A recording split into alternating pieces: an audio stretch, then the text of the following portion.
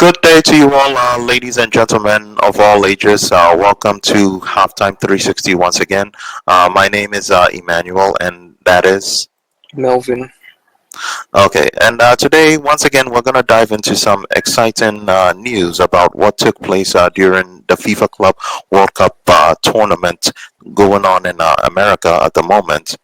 Right down from the quarterfinals to the semifinals, in anticipation of watching an amazing game that's going to be taking place on the 13th of this week, which would be between Chelsea and PSG. So, yeah, let's just get right into it.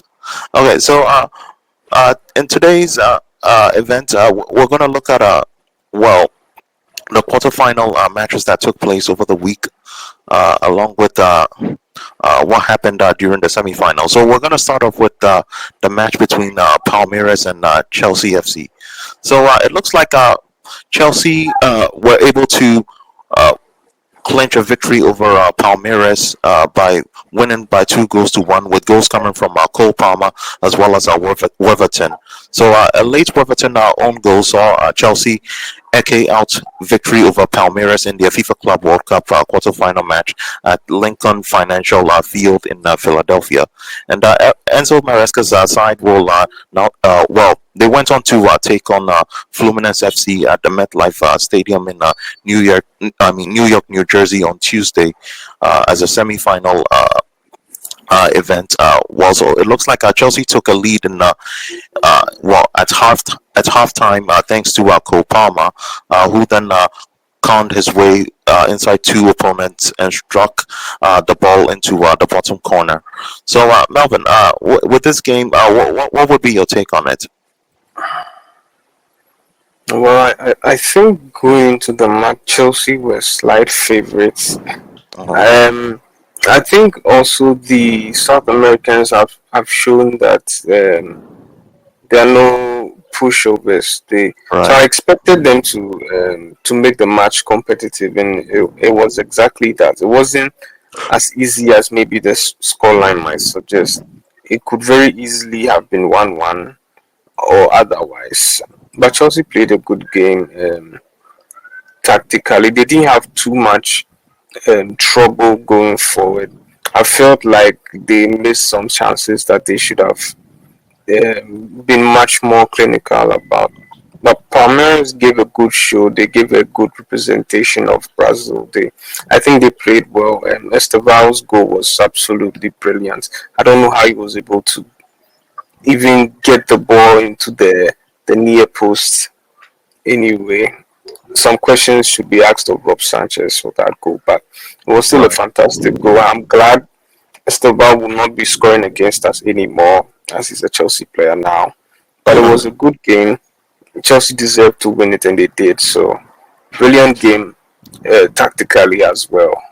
It was a good show. And now on to the quarterfinals for Chelsea. And maybe Palmeiras will be back next time. But they tried. They did well. Right. Yeah, absolutely. So during that game, the Blues managed to find a fortuitous Crystal's cross shot was deflected by Augustine and then went in off of Weatherton's arm. And it looked like it was a really tough game as we expected. We needed, Yeah. they needed a lot of energy because, uh, they at the end of the season and well, at first they were performing a top level, so apparently the energy happened to be different for them as time went on. But apparently, yeah. So Enzo Maresca really delivered in regards to this game, and helped push Chelsea onto the semifinals, much to our anticipation when they faced Palmeiras in the quarterfinals. And he went on to congratulate the players because he saw that they were very good. And he was happy because Esteval scored. And so it all ended up being a perfect night for Chelsea. Okay, so with that said and done, we'll then move on to Real Madrid's game that took place between they and then Borussia Dortmund, whereby Real Madrid won by 3 goals to 2. So with such an astonishing win from Real Madrid, they went on to meet Paris Saint-Germain in a mouth-watering FIFA World Cup semi-final after clinching such a dramatic victory over Borussia Dortmund at the MetLife Stadium. So first half goals from inform names like Gonzalo and Garcia, and a spectacular late volley from Kylian Mbappe would ultimately ensure progression for uh, well Los Blancos on by a huge partisan crowd at the vast New Jersey arena. Dortmund, although fought until the very end, scoring twice in a frantic period of stoppage time, and very nearly grabbed a third. So, Melvin, what's also your opinion on this very game? Once again, it was a good matchup in there for a quarter-final game. Um, Both teams are sort of in transition. I think the current Dortmund coach is Niko Kovac. If I believe this should be his second or first season with Dortmund, and so I know he's still building his team. He's still getting players that he prefers to use. He's still trying to imprint his philosophy and his style of play onto the players. And it's the same really for Real Madrid and Xabi Alonso. So I'm not too surprised that the match was close in Mhm. a way. And at the end of the day, the difference in individual quality of the players of both clubs is what um, helped Real Madrid to qualify. Right. I think it was a close. It was closer than the scoreline would suggest. I mean, before it was 3-2, Real Madrid had a healthy 2-0 lead for most of the game. Before it seemed like Dortmund were going to try a resurgence, and then Mbappe made it 3-1 before Dortmund scored again, and then the match was over. But I think it was closer than most people um, would care to admit. Also, I want to reiterate the fact that both clubs are still sort of in a transition period, and so I wasn't expecting too much in the match. I probably wasn't expecting 5 goals. I thought there would be less. I think Real Madrid played a good game. Though if you watch Real Madrid playing these days, it's obvious they are learning something new, and they are still shaking off some of their old habits. They play well sometimes, and sometimes they're a little bit individualistic. Sometimes they play as if they need to get the ball to one special player to do something. They need to work on understanding how Alonso wants them to play and how to play together as a team, both in defense and in attack. All in all, based on their performance in the quarterfinal, they deserve to be in the semi-final. But we all know how that went. They Right. showed us that clearly they are not yet there. They are not quite there yet because they met a team that is probably the best in Europe in all phases of play. So that sums it up for Real Madrid. It's a season of transition. I think fans should expect more or less the same type of performance for most of the season. I do believe they'll still qualify for the Champions League. They might even challenge for the La Liga. I don't know if they'll win it. It depends on how their transfer window goes and how quickly the players are able to assimilate the information that their new manager is trying to give to them. But all in all, it was a great game to watch. 5 goals, very Yeah. nice for neutrals. It was a very nice match. Absolutely. Yeah. Yeah. And well, furthermore into that game, well, for Borussia Dortmund, as a German side, they had started out brightly and then created the first chance in like 6 minutes when Julian Bright stole in at the near post and flashed a header narrowly wide. Within 4 minutes, however, they were behind as the breakout star of this Club World Cup continued his spectacular run of scoring form. Uh, Gonzalo Garcia preferred a starting role to the fit again. Mbappe apparently justified. Mbappe justified his fate in Xabi Alonso with another Raul-like finish by sneaking in between Dortmund's centre backs to cushion a first-time volley into the far corner from Arda Güler's measured cross. So it was a goal that would eventually settle Madrid's nerves, and until the late dramatic finish, the outcome rarely seemed in doubt from that early stage. So the Spanish Giants' probable victory looked to have become inevitable 10 minutes later when the lively Fran Garcia profited from more static Dortmund defending. Upon him racing past the flat-footed Julian Ryerson to sweep home for the first time from Trent Alexander-Arnold's inviting low cutback. So seeing the need to turn the tide, Niko Kovac reacted with a triple halftime substitution, and his side did improve in the second half. Maximilian Baer, one of the players introduced at the interval, came close to pulling well Dortmund back into contention just after the hour mark when he cut in from the left and forced a fine save from Thibaut Courtois would then with the fierce low shot would prevent that uh, shot from being converted into a goal. And then, just as it seemed, Alonso's side were coasting to a routine win. That same substitute struck 3 minutes into stoppage time, pouncing on a poor clearance Antonio Rudiger had made to crash home a first-time shot. Apparently, that kicked off a crazy 5 minute period that included a red card and two more goals. The first was a stunning acrobatic volley from Mbappe, who paid tribute to Diogo Jota in his celebration. Madrid then fell asleep at the restart and then lost a goal and a man when Serhu Guirassy earned and converted a penalty from a professional foul by Dean Huijsen.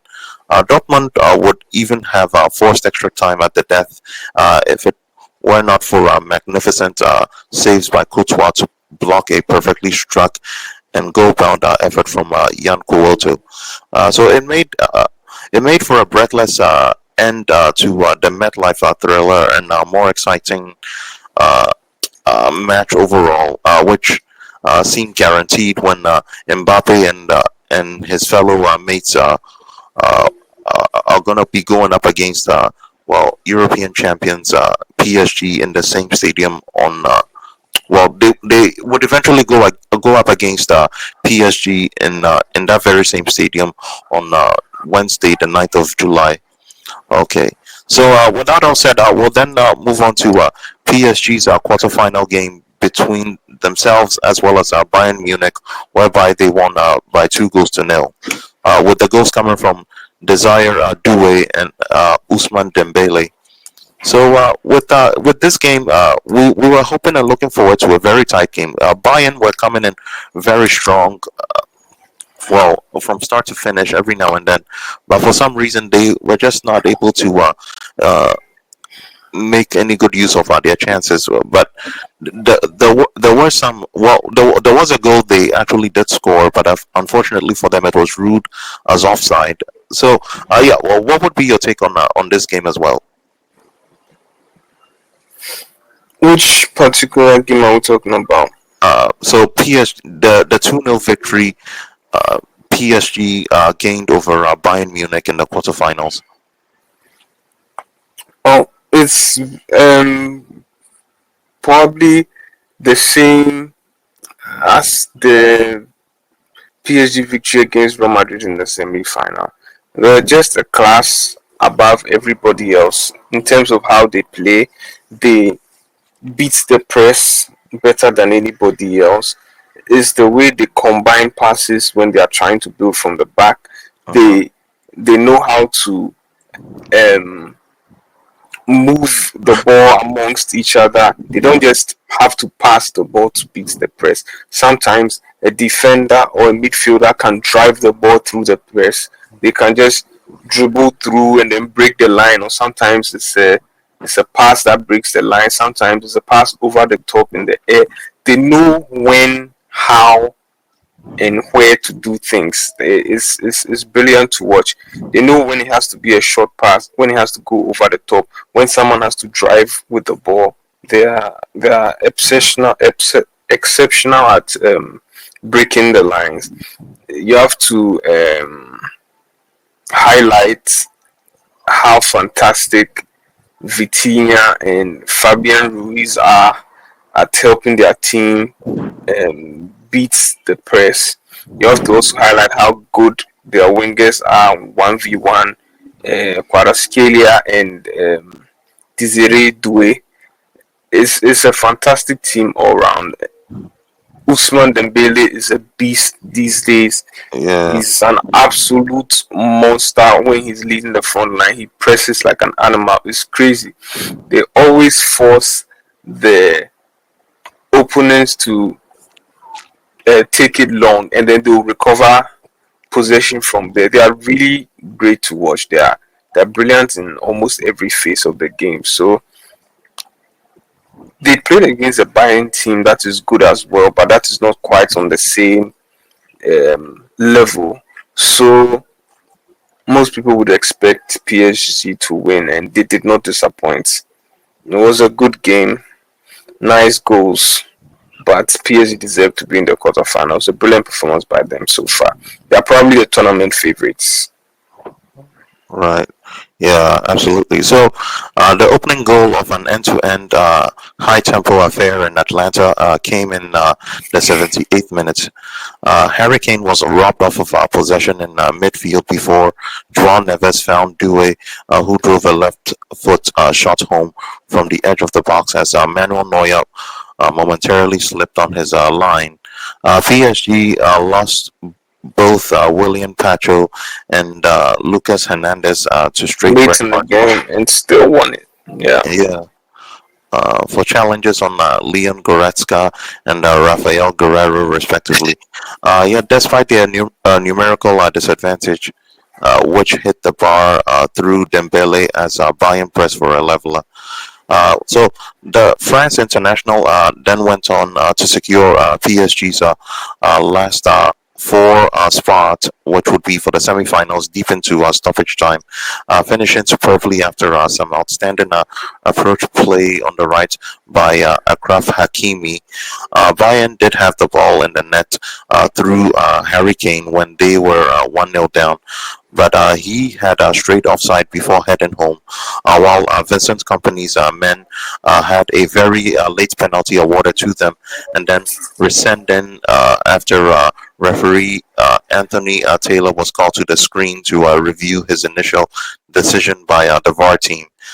In an action-packed first period, both Neuer and Gianluigi Donnarumma were called into action to repel efforts from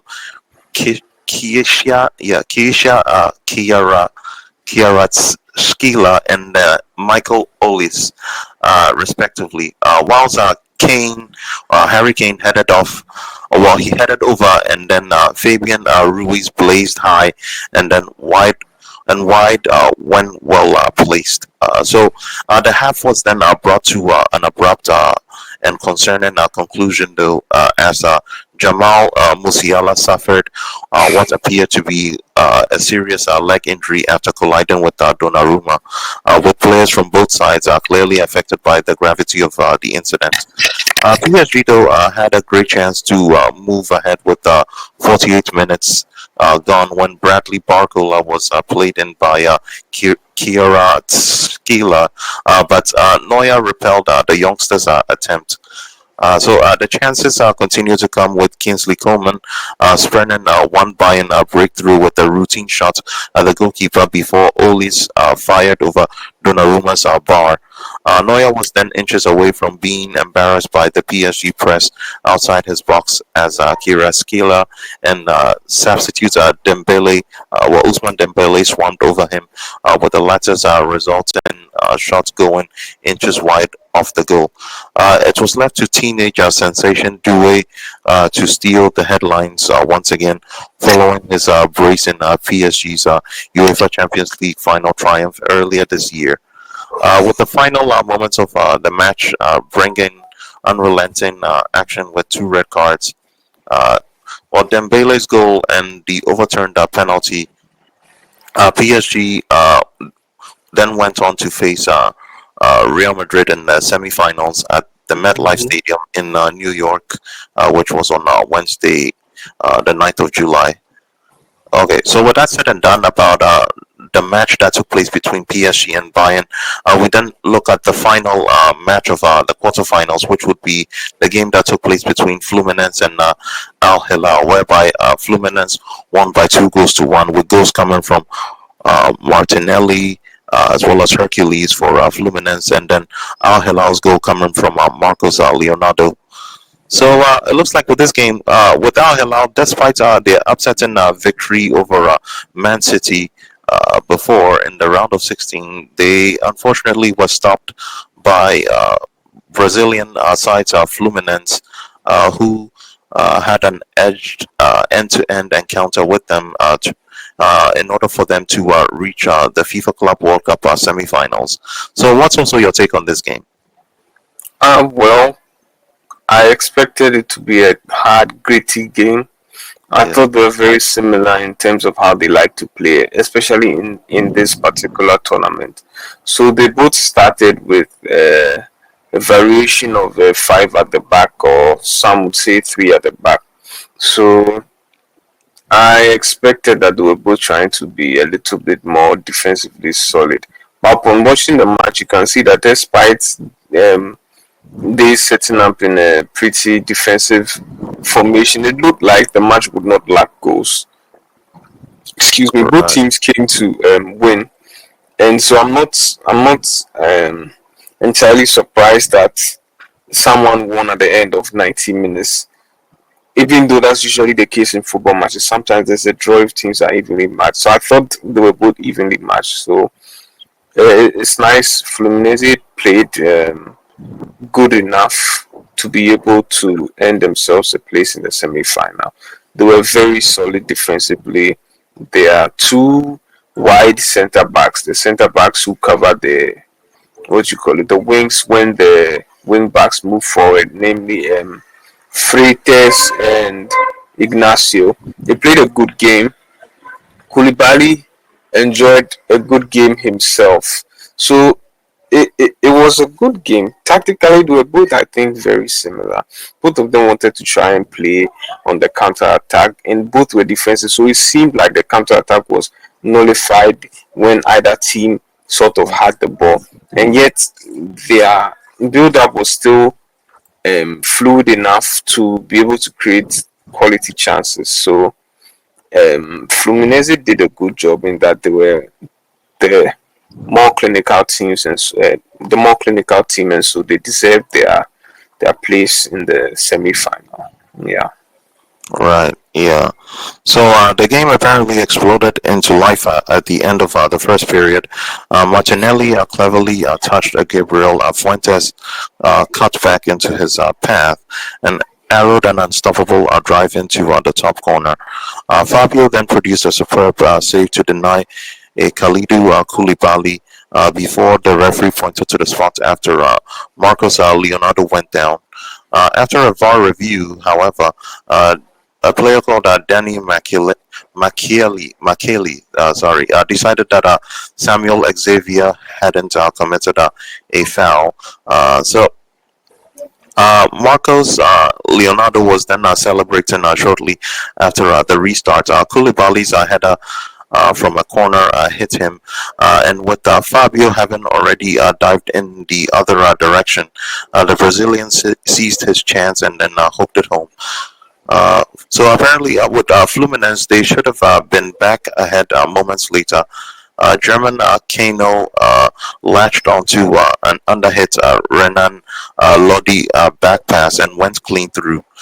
He then attempted to round Yassin Bouanou, but the Al Hilal goalkeeper did wonderfully well to slap the ball away with his outstretched arm.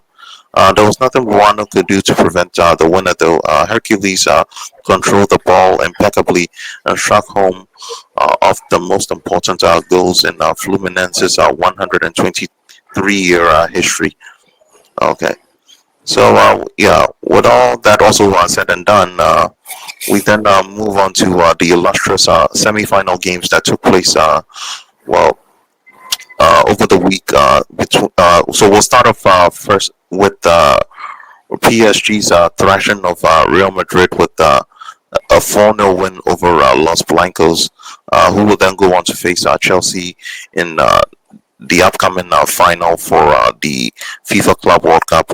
And then from there, we'll then look at the match that took place, the other semi-final match that took place between Chelsea and Fluminense. Okay, so with PSG in their match against Real Madrid, yeah, it looks like quite an upset for Los Blancos. We were expecting a much more competitive edge from them, but for some reason, things didn't go as planned or as well as we had hoped. We were hoping they would give PSG quite a match, so much so it would have even gone into extra time or something, or even to the extent of going to Yeah, penalties. yeah. Yeah, but they suffered an upsetting loss to a very informed PSG, who beat them by 4 goals to nil in the FIFA Club World Cup semi-final. So, what's your takedown in this match they played? Oh, like I said earlier, PSG were absolute miles ahead of Real Madrid. I think they are some way clear of any other team in this particular competition in terms of how they build up, how they create chances, how they score their goals. Right now, they're looking like the perfect team. They're looking like the standard. Like, this is who you have to beat if you want to win trophies.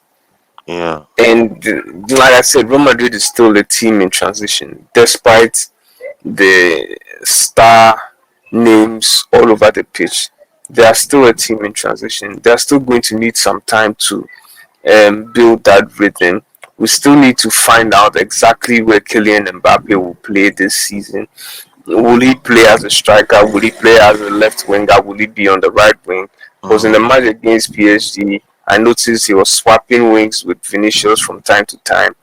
Um, the coach needs to find out which particular formation will bring out the best in his what do I say, preferred players, or should I say the best players. And it might be sort of difficult to Real Madrid with the kind of squad that you have and all the egos in the dressing room and the fact that everybody wants to play in their preferred positions. And I'm thinking that that is probably one of the reasons why their performances have been sort of, up and down and fluctuating and stuff. I think it has to do with the fact that the team is not really a team. You know, mm, they lack a certain chemistry when you see them play. The sort of chemistry that you see the likes of PSG or even Arsenal having when they play. They defend very well as a collective group. They attack very well as a collective group. You can't say the same for Real Madrid, at least not consistently. Sometimes they can do it in one particular match, and then when they meet better or similar opponents, you can see people begin to expose the holes in how they play and mm, stuff. So I don't think it's impossible for them. I don't think they are too far off. I just feel like they need to find a balance in the team and in the squad that they put out on a match to match basis. They need to find um, the players that they'll put into a starting 11 that will work well and sort of complement each other on the field. I think Xabi Alonso is still trying to figure out who plays where and how they would fit into his system. So I don't think Real Madrid is a lost cause. I just feel like they're in the process of building and they will virtually get it right. I don't know how long. I hope it doesn't take too long.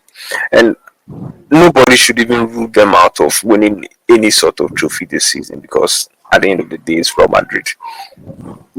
What they Right. are good at is to win trophies. So at the end of the day, Paris Saint Germain were the better team. They deserve to win. Although you would have to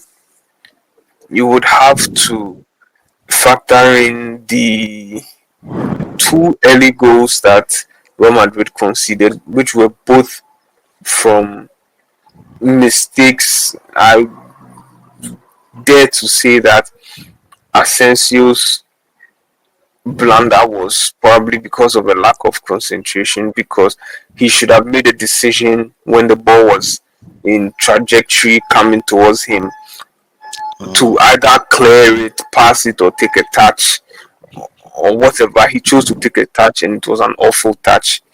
The ball went straight to Dembele, who was able to take a touch away from the keeper before Courtois sort of fouled him. And then I think Fabian Ruiz scored. If Fabian Ruiz had missed, I'm sure the referee would have blown the whistle for a penalty because it was an obvious foul on mm, Dembele. And then Rudiger pressed into making a mistake, and then Dembele capitalizes on that. So these sort of errors are very prevalent or is very popular or common to see in teams that are still sort of gelling. You understand? So right. after they considered those two early goals, I was not too surprised, but I felt like nah, it's game over. I don't see them coming back from it. Not because they're a bad team. It's just the kind of team that PSG is. You don't want to be gifting them two early goals in a match these days. So that's my take on the match. PSG deserve to win. Madrid deserve to lose, but I feel like Madrid will come back stronger sooner rather than later. Right. Yeah, absolutely. Well, so with that said, it looks like PSG are now just one win away from making a quadruple of trophies. Having won their domestic league title, as well as their domestic cup, known as Coupe de France, and then going on to win well their continent's biggest prize, which is the UEFA Champions League, just this ended season. Real Madrid's coach Xavi Alonso had been forced to shuffle his defense with right back Trent Alexander Arnold out of the squad after reportedly suffering a muscle discomfort in training, and then Raul Asensio in uh, for being suspended. So, well, yeah. He was rather in for suspended. I'm sorry, he was rather in for suspended. Dean Hoyson. Yeah, so he was Dean Hoyson's replacement due to a suspension. So those changes seem to unsettle Los Merengues, and it was mistakes by Asensio's and fellow centre back Antonio Rudiger that led to PSG taking a 2-0 lead within just 9 minutes. So the European champions broke the deadlock in 6 minutes when Ruiz pounced on a loose ball in the area after an error from Asensio and then slotted the ball into the net. That lead was then quickly doubled when Rudiger lost control of the ball near the halfway line, and then Dembele, who was also making his first start off the global showpiece, raced in on goal and then placed the ball past a helpless Thibaut Courtois. So already reeling, Madrid were left utterly shell-shocked when PSG launched another lightning quick break in the 24th minute, and then Ruiz scored his second goal of the game with some ease.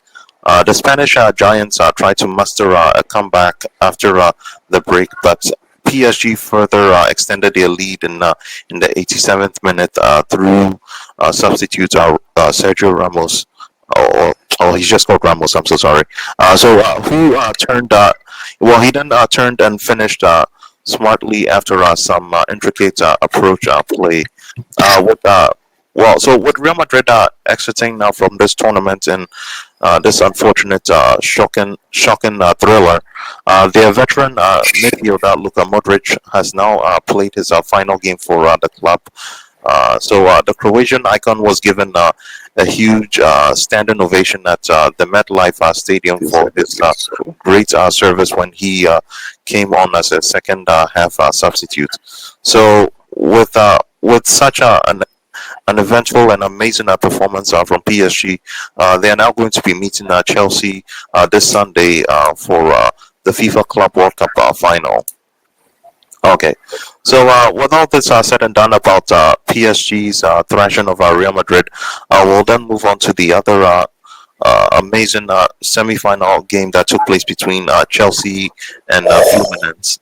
Okay, so Chelsea are off to the FIFA Club World Cup finals after defeating Brazilian side Fluminense 2-0 in the semi-final of the competition on Tuesday afternoon at MetLife Stadium. What's your whole take on this game as well? On the final on Chelsea against Fluminense. Yeah, the semi-final game that took place. Yeah, Oh, yeah. Well, um, I thought that Fluminense had been more or less very defensively capable in their last couple of matches. So I expected them to perform exactly as they did or better. But what I would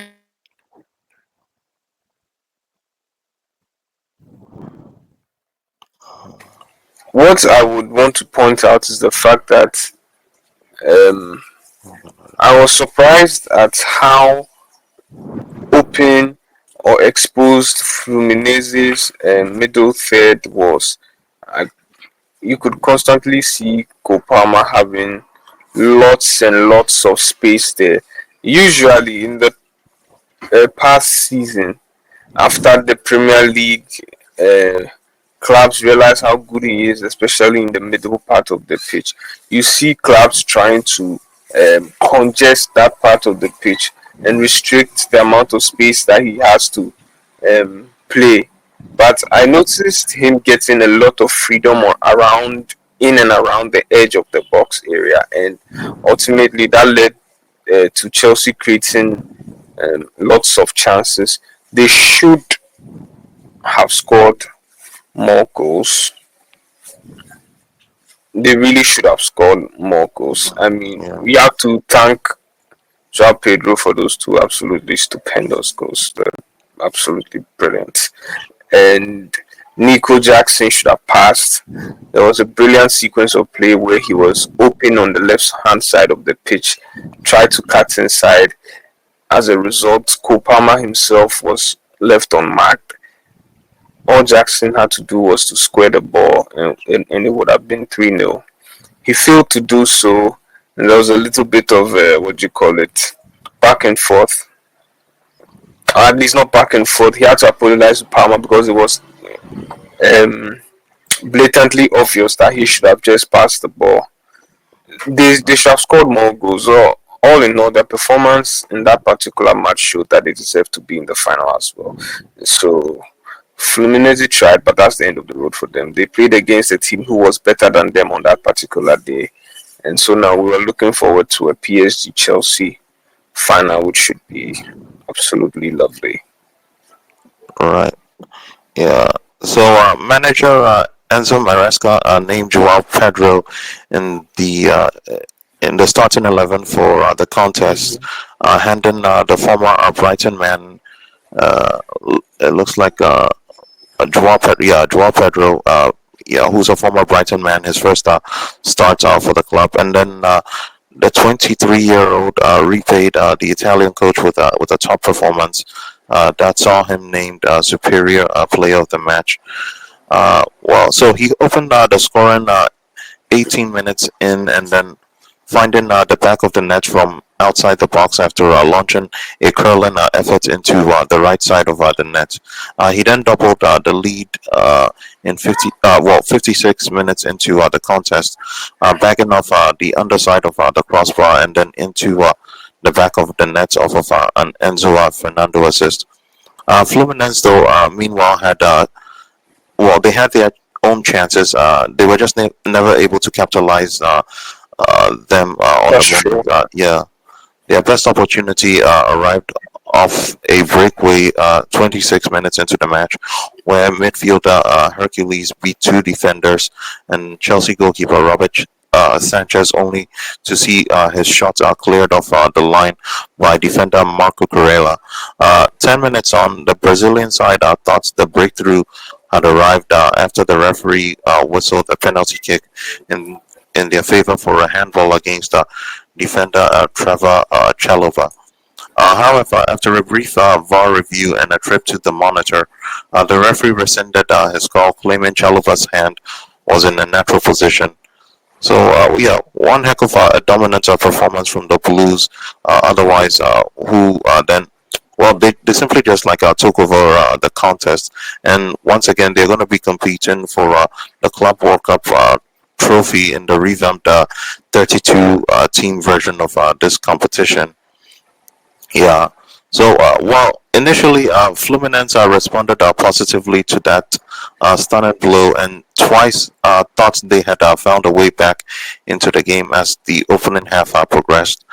First, a player called Hercules broke through, poked the shot past Robert Sanchez, only to see Marco Corella race back to smash clear on the goal line.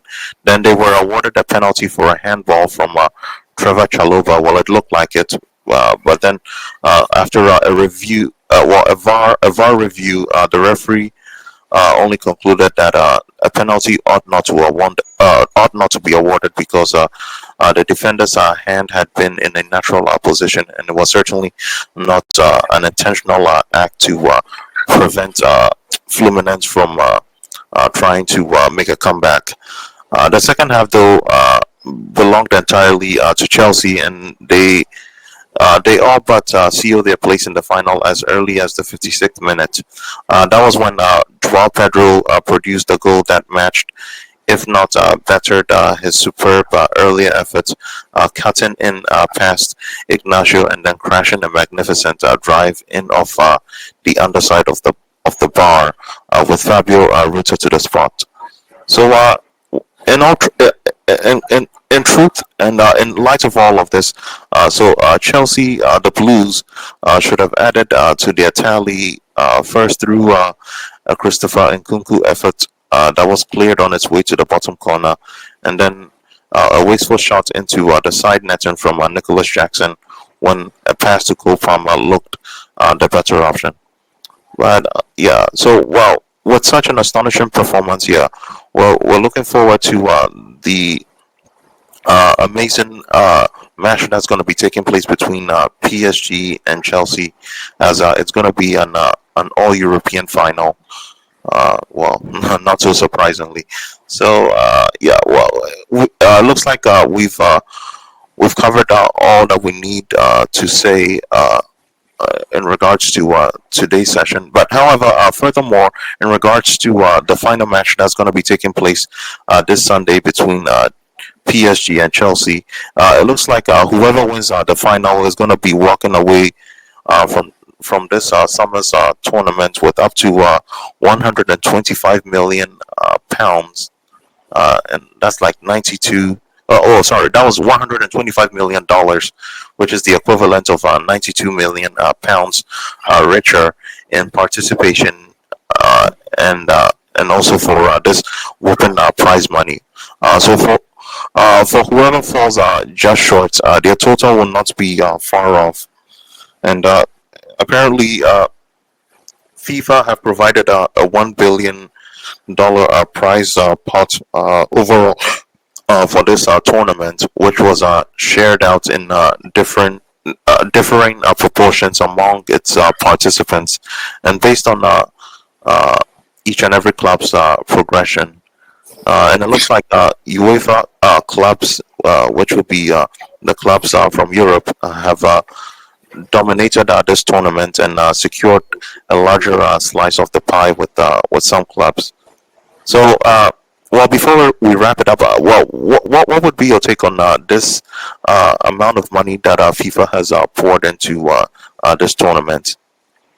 I think it makes the tournament very lucrative. Yeah, Even though people have been complaining about the overload of matches that the players have been involved in, at the end of the day, it's not exactly every club who gets the chance to play in the Club World Cup. It's based on a 4 year performance in your respective continental club competition.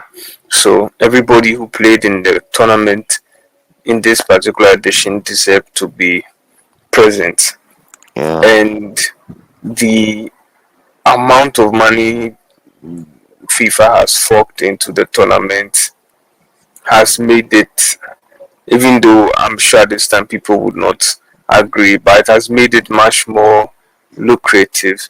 I think other clubs will try to be more competitive in Europe, or in their respective um, continental competitions, so that they can get an opportunity to play in the Club World Cups.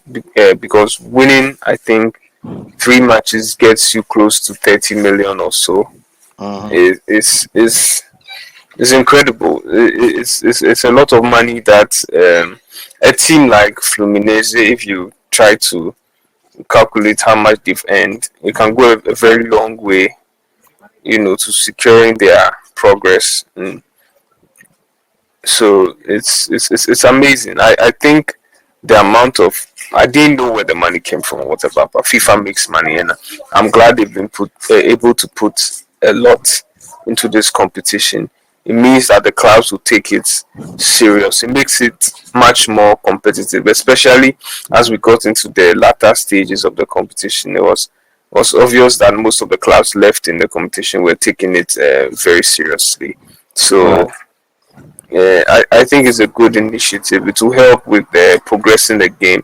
I mean, for all the clubs who represent other other continents where the game is not exactly at the same level as it is in Europe, I'm sure they know that when a club representing them gets a chance to play in the competition the next time, if they do better, they earn more money. The club can, improve facilities and stuff. So I think it's a good competition, and going forward, it will be much more competitive, and it will be interesting to see what later editions will bring to the table.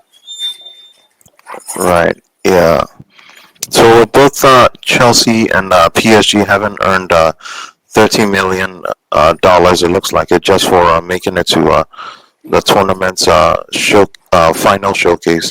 Apparently, an extra $10 million for the winner is but a small percentage of their overall earnings. Okay, so with all that said and done, that wraps up today's session, which was filled with news and information about match events that took place in both the quarterfinals as well as the semifinals of the FIFA Club World Cup.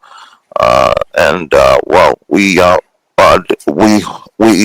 focused a lot on the events results as well as the matches that took place, right down from well what took place between Palmeiras as well as Chelsea, right down to Fluminense and Al Hilal, and then into the semifinal games, which were between PSG as well as Real Madrid, and then Chelsea and Fluminense.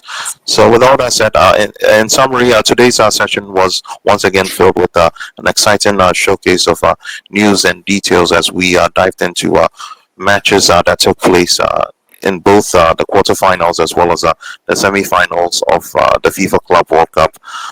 Ladies and gentlemen, as usual, we kindly encourage you to please make sure to leave any comments in the comment section, whether you're a regular fan or just a casual. I also encourage that if you want to see more content and experience the magic of being part of uh, Halftime 360 as it is, please make sure to hit the subscribe button and give us a reaction with preferably a thumbs up or even a thumbs down. Once again, we thank you so much for your time and attention, ladies and gentlemen. Melvin, once again, thank you so much for being my co-host on this uh, new session we've had once again. We'll see you next time to enjoy more exciting news about the beautiful game. Yeah, especially once this final match that takes place between Chelsea and PSG. So we'll be looking forward to it and be hoping to see.